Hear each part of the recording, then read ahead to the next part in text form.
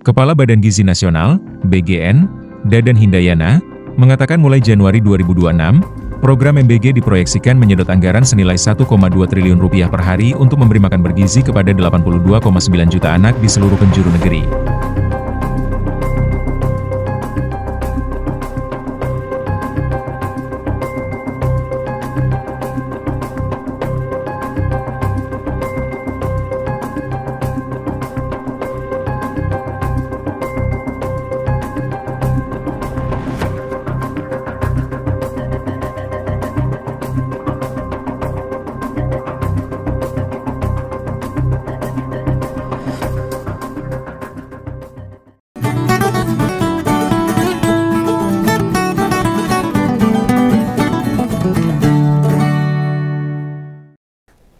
Saat ini minggu terakhir bulan September, di mana biasanya bangsa ini ributnya tentang komunisme. Ya, mutar film, lalu peringatan, dan sebagainya. Kayaknya untuk tahun ini beda. Hantu komunisme dan PKI kalah dengan hantu keracunan makan bergizi gratis dan masalah ijazah palsu. Semoga mulai hari ini semua pihak, utamanya yang bekerja di SPPG, dengan amat sangat berhati-hati dan moga tidak sembrono lagi. Ya, ini supaya babakan keracunan tidak ada lagi. Kita akan mengkritisi rencana pemerintah menjalankan makan bergizi gratis tahun depan. Ya, semoga ini dihentikan dulu lah Pak Prabowo.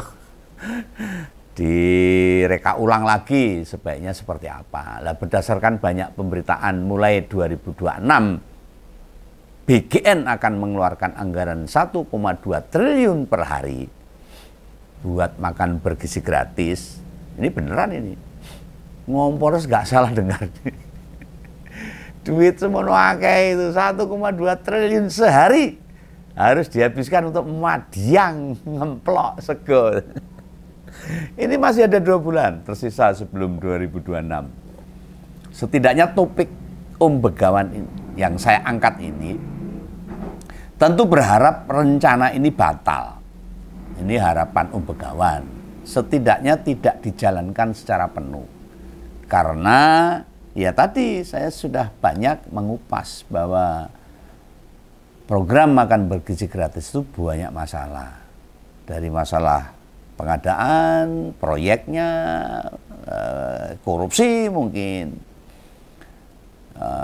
sertifikasi, dan juga banyak masalah keracunan yang menyangkut masalah nyawa para anak-anak dan siswa generasi muda. Kalau dibandingkan dengan pengesahan APBN 2026, di mana plafon makan bergizi gratis setahun itu 335 triliun, wah kepol. Maka jatuhnya hitungan per hari tetap 1 triliun lebih sedikit.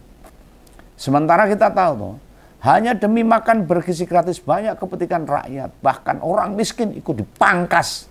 Nek melihat karakter presidennya, pesimis aku nek kebijakan alokasi bakal dikurangi. Karena ngotot, program makan bergizi gratis ini adalah program yang sangat dibangga-banggakan. Loh, harapan rakyat satu-satunya ya tinggal Tuhan. Kita hanya bisa berdoa semoga Tuhan bisa merubah kebijakan ini. Sehingga masyarakat bisa terlepas dari ketakutan horornya anak-anak yang keracunan.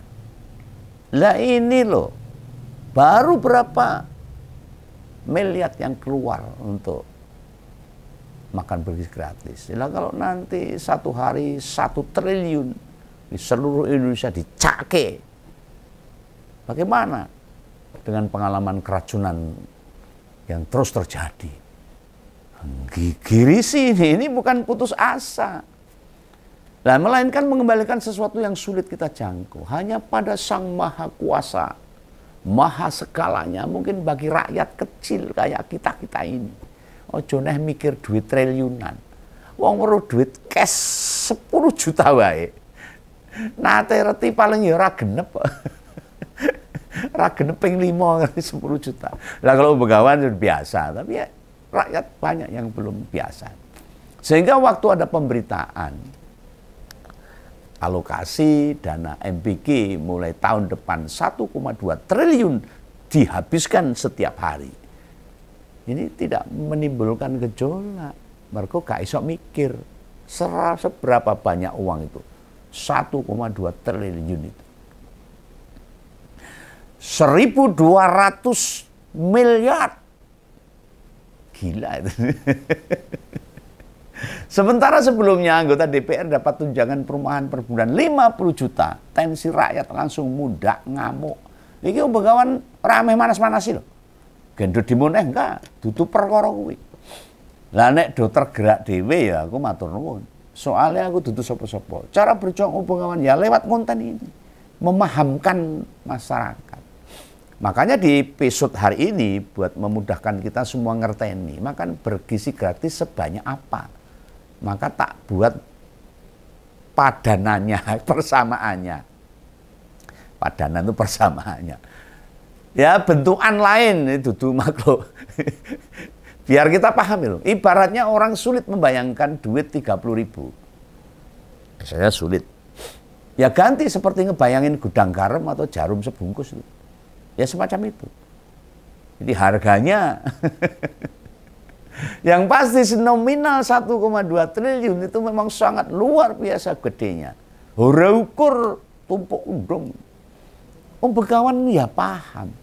Masalahnya duit semono kuwi kan memang buat alokasi sebanyak 82,9 juta penerima manfaat bendino nggo madyang. Neng pisan kas nih, kita tidak ngarah ke situ. Niat hari ini pengen memperlihatkan dengan anggaran yang sama, bila diperuntukkan hal atau diwujudkan buat kepentingan lain, itu bakalan gimana? Nek MBG kuwi genah, minimal ngisi perut wong 82,9 juta. Nah, soal warga wareg kenyang atau ndak ya tergantung kapasitas lambung mereka masing-masing. Dipangan apa ora ya mbuh. Bahkan kalau keracunan terus terjadi ya sangat horor, bahaya. Atau bahkan uang-uang pembayarannya tidak lancar, banyak korupsi, dan lain sebagainya. Lah soal tambah lemu, tambah pinter, tambah bakoh, tambah sehat itu ada faktor lain yang biasanya tidak turut serta. Orang kabeh bocah sing rutin dapat MBG iso lemu kabeh lho, urung ngerti. Nek dia gak doyan mangan, jarang dimakan terus dibawa pulang. Ya orang lemu-lemu. Tidak pula ujuk-ujuk siapapun penerima MBG mak celing jadi pinter. Mak biar dari timbangannya muda. Mak biar biji pelajarannya 100 kabeh terus naik kelas tanpa ada masalah ya ora. Oke, kita mulai. Membandingkan duit yang tadi saya sebutkan yang sehari mencapai 1,2 triliun. Pertama, Begawan pengen mengkomparasikan, misalnya dialokasikan buat warga miskin. Bila merujuk pada BPS yang terbaru, jumlah warga miskin kita itu ada 23,85 juta jiwa. 24 juta jiwa lah. Ya. Dengan duit 1,2 triliun sehari, maka tiap orang dari wong melarat itu akan menerima 50.000 tiap hari. Lumayan kan? Selama sebulan dia berarti mendapatkan 1,5 juta. Nek dalam satu keluarga ada satu bapak, satu ibu, dan satu anak, mereka akan memperoleh 4,5 juta. Hanya dalam sebulan, andai alokasi MBG dipindah mengentaskan kemiskinan, langsung do mundak derajate. Nyambut gawe ini saya sregep. Nah, terus siswa yang miskin berarti gak dapat alokasi lagi? Enggak gitu.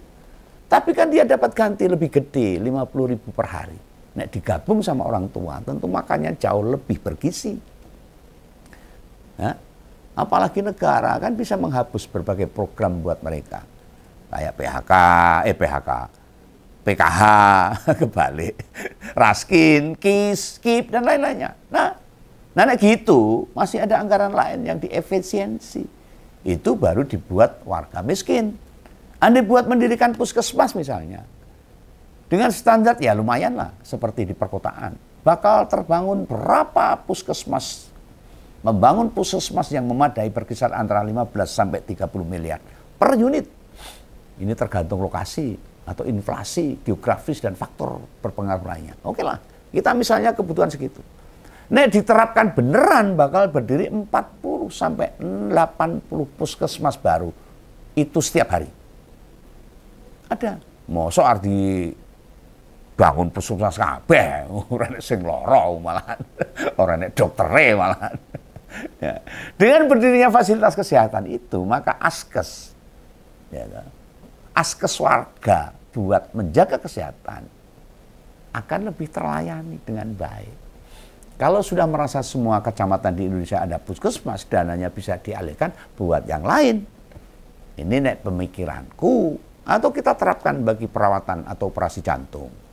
Kan di Indonesia ini tingkat kematian akibat sakit jantung lumayan tinggi. Dengan budget operasi per pasien tembus 150 juta, itu bisa buat mengoperasi 7.000 pasien per hari loh itu. Bisa menyelamatkan nyawa ribuan jiwa. Dulu malah ngasih program yang mengancam jiwa. MBG kan mengancam jiwa. Wes duit itu kayak metu, jiwa anak-anak kita terancam. Nek diterus-terus ke bisa jadi anak-anak yang keracunan. Nek yang berkali-kali kena serangan jantung orang tuanya malahan. Lalu rasa takutnya tinggi, khawatir anaknya jadi korban keracunan ketika mendapatkan makan bergizi gratis di sekolah. Bagaimana jika dialokasikan buat mendirikan sekolah? Setidaknya setingkat SMP dan SMA, ya lihat dulu apakah sekolah menengah dengan fasilitas memadai, misalnya ada lab, ada fasilitas olahraga, kemudian kelas IT. Nek nurut perhitungan sekarang, pegawai nyoba cari info ini. Ini kebutuhannya sekitar 20-60 miliar buat bangun satu sekolahan. Misalnya MBG libur sehari, maka sebagai gantinya ada 24-60 sekolah. Sekali lagi, sekolah baru. Bukan ruangan kelas baru loh. Dibangun. Nah, Presiden tinggal ngecek. Masih butuh berapa banyak sekolah menengah di berbagai wilayah yang fasilitasnya pendidikannya kurang. Nanti tinggal dihitung. Meliburkan MBG butuh berapa hari supaya daerah yang tadinya gak ada SMP atau SMA kemudian diberdiri sekolah baru. Kan nanti MBG bisa dilanjutkan kembali. Kita tahu masih banyak rakyat kita yang belum punya rumah. Dalam berbagai informasi, pendirian Rusunawa buat 5 lantai dengan unit mencapai 100 petak, buat 100 KK, itu biaya per towernya senilai 40-70 miliar. Nah, MBG prei sedino akan tersedia 17-30 tower alias 1.700-3.000 petak buat hunian yang belum punya rumah masyarakat. Mau prei MBG sedino lho, bayangke nek sesasi. Berapa puluh ribu hunian buat warga yang tak punya rumah. Kira-kira nek ditanya ke warga miskin yang beneran ndak punya tempat tinggal, anak-anak mereka ndak nerima MBG barang sehari sampai seminggu diganti dapat jatah rumah. Mau ndak kira-kira? Oh ya, Pak Presiden kan punya program 3 juta rumah. Yang sampai sekarang implementasinya orang jelas itu. Andai kata rumah subsidi ini dibiayai sama anggaran yang disediakan buat MBG, itu misalnya loh, asumsinya tiap rumah butuh 200 juta, akan tersedia 6.000 rumah per hari. Hebat gak? Nah, dikasihkan pada warga yang belum punya rumah, maka juga sama merealisasikan janji kampanye juga. Padanannya, persamaannya, yang bisa Begawan terapkan, penyediaan air bersih di berbagai wilayah yang tiap musim kemarau susah air. Ini lagi nih, dengan kebutuhan sumur pipa, mesin pompa, sama tandon atau tangki, reservoir, itu sekitar 1-3 miliar. Uang sehari MBG, dipreke MBG satu hari, setara sama 400-1.200 desa teraliri air bersih pada musim kemarau. Gimana coba? Gimana ini daerah yang terbiasa kesulitan air? Pilih dapat MBG, apa dapat akses air? Meski langganannya tetap bayar. Di berbagai pelosok tanah air masih cukup banyak daerah belum memiliki akses listrik. Andai diumpamakan di titik-titik itu dibangun panel surya dengan kalkulasi tiap rumah tangga budgetnya 25 juta, maka dalam sehari itu ada 48.000 rumah. Kalau malam nggak gelap gulita, nggak perlu nyumet lilin, Itu pun mereka beban pengeluarannya tidak ada karena pakai tenaga matahari. Atau diganti dengan nabung lah. Sebulan berapa gitu buat biaya pemeliharaan. Supaya dipelihara sendiri. Masa pemerintah tidak perlu mengeluarkan biaya maintenance-nya. Pasti banyak warga yang belum teralih listrik kan. Bakalan sangat senang, bahagia, sejahtera. Nah, dengan berbagai alternatif penggantian tadi, tidakkah kita semua ngerti? Duit makan bergizi gratis jauh lebih berharga diwujudkan dengan bentuk lain dibandingkan sama penyediaan MBG yang akhirnya banyak meracuni siswa. Kalau toh pun mau dipertahankan, silahkan dengan catatan beneran didistribusikan buat warga yang butuh. Misalnya nih, anak warga miskin, anak kekurangan gizi, anak yang memang butuh makan bareng, soalnya anak makan sendirian, makannya sedikit. Dan dengan kriteria itu, maka alokasi MBG akan berkurang drastis dan tepat sasaran. Tak kira sehari 200 miliar saja, wes banyak banget itu. Dengan hanya segitu, maka dapur-dapur SPBG sudah tidak diperlukan lagi. Anggarannya bisa ditenderkan serta per anak dialokasikan bisa naik jadi 15.000, di mana gizinya bisa lebih tercukupi dan memadai. Ini masukan dari kawan ini supaya didengarkan. Dengan pengalian ini, Presiden tetap terjaga kewibawaannya. Program MBG tetap lanjut, dan program lain buat meningkatkan kualitas hidup rakyat, itu juga tertangani. Nah, buat penutup, nih tak kasih video penutup nih. Pesan dari Keraton Yogyakarta Sinuwun Hamengkubuwono ke-10 tentang rekayasa sayur biar tidak meracuni anak-anak. Wes ya, ngono. Semoga didengar tuh sama pengambil kebijakan. Anggota DPR itu bersuaralah. Jangan hanya duduk diam, duit. Contoh itu, Mas Obung Nadian Natiputul, Mbak Diah Pitaloka, dan yang lain. Jangan hanya diam. Jangan salah paham. Salam kawan. Dadah.